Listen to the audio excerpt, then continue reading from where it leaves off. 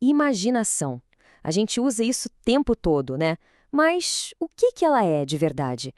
Por séculos, a gente teve basicamente duas respostas bem diferentes para essa pergunta. Uma veio da ciência e a outra das artes. Hoje a gente vai explorar esses dois mundos da imaginação para ver onde e se eles se encontram. Então, vamos começar com a grande questão. O que acontece na nossa mente quando a gente imagina? Essa é uma pergunta que, nossa, tem fascinado filósofos, artistas e cientistas há milênios. E as respostas, bem, elas raramente concordaram entre si. E por séculos, duas narrativas bem distintas tentaram responder essa pergunta, o que acabou criando uma divisão enorme no nosso entendimento. De um lado, a gente tem as humanidades, sempre focadas no significado, na alma, na verdade da experiência vivida, no todo, e do outro lado, a neurociência, com seus neurônios, dados, mecanismos, fatos objetivos, as partes. Ok, primeiro, vamos entender essa tal grande divisão. Porque, veja bem, houve um tempo em que arte e ciência não eram vistas como coisas opostas. Como é que elas se afastaram tanto, especialmente quando o assunto é imaginação? A historiadora Lauren Daston explica que, lá antes de meados do século XIX, a imaginação era considerada essencial tanto para a arte quanto para a ciência.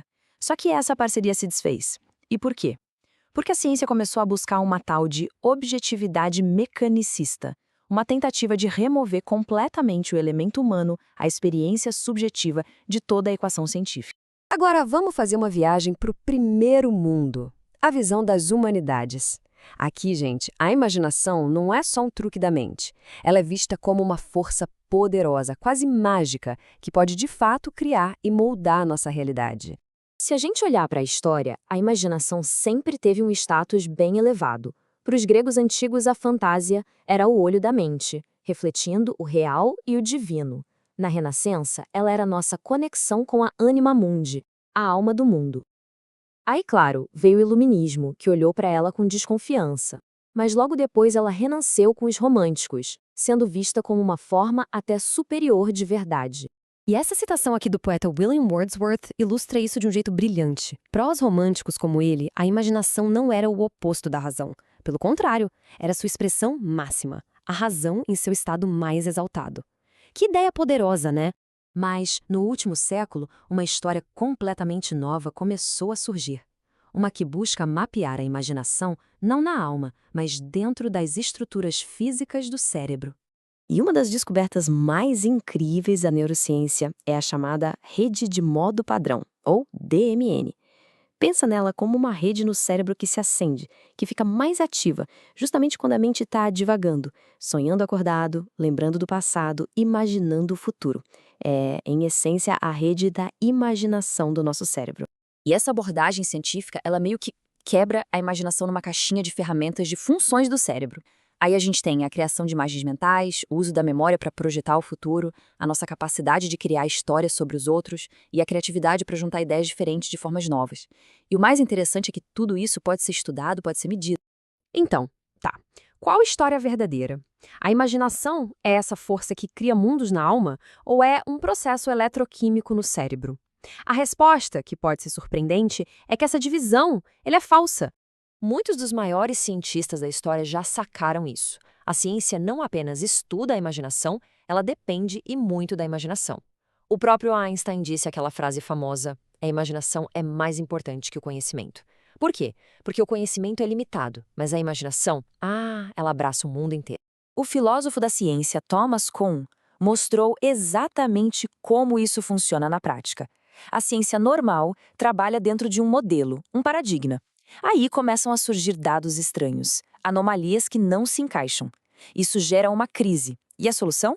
Uma mudança de paradigma. Um salto criativo, totalmente imaginativo, que cria uma nova forma de ver o mundo. E o exemplo de Copérnico é perfeito para isso. Depois dele, os astrônomos não tinham só uma teoria nova. Eles literalmente começaram a ver um mundo diferente. Um mundo com novos planetas, cometas estranhos, manchas no Sol, coisas que antes eram simplesmente impensáveis. A imaginação reorganizou a própria realidade deles. Na verdade, se a gente for olhar de perto, a própria revolução científica foi movida por ideias que hoje a gente nem consideraria científicas. Kepler era super influenciado pelo misticismo, Galileu pela estética da Renascença, que o ajudou a ver luz e sombra, ou seja, montanhas na Lua. E Newton tinha um interesse profundo em teologia e alquimia. Tudo isso nos leva a uma última metáfora. Uma metáfora muito poderosa para a gente tentar entender a verdadeira natureza da imaginação. No mito grego, existia um deus do mar chamado Proteu. Ele mudava de forma o tempo todo e só revelava a verdade para quem conseguisse segurá-lo firme durante todas as suas transformações.